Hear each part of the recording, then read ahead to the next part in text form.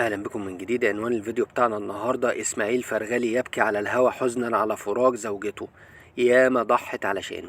انهار الفنان إسماعيل فرغلي باكيا في أول ظهور إعلامي له بعد وفاة زوجته، كما كشف عن مواقف دعمها له.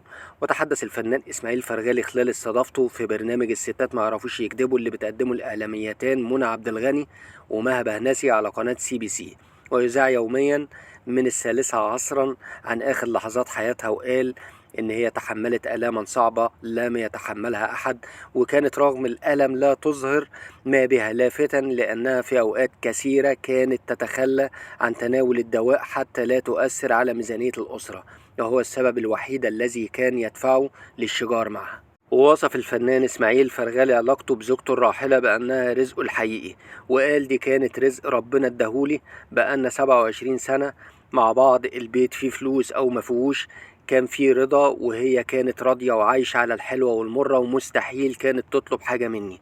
وأشار لدورها الكبير في تربية أبنائهم، موضحا كيف كانت تتحمل عبء الأسرة وحدها، وكيف شاركته في كافة محطات حياته الصعبة، قائلا ما كانتش بتطلب مني علبة دواء رغم مرضها علشان ما تكلفنيش، واتقسمت معايا علبة كشري واحدة لما كنت بمر بأزمة مالية. وكشف فرغلي عن أصعب اللحظات اللي مرت بيه وقت دفن زوجته، وقال لما دفناها كنت بقول لولادي هي مش محتاجة حاجة، هي عملت خير كتير وقرأت قرآن وكانت حافظة كلام ربنا. وأضاف إن ابنته رفضت عدة فرص عمل لتظل بجانب والدتها في أيامها الأخيرة، قائلا قعدت تحت رجليها علشان تخدمها، لكن الموت أخدها مننا بسرعة. واختتم الفنان إسماعيل فرغلي حديثه قائلا هي في مكان أحسن كتير وأنا مطمن عليها.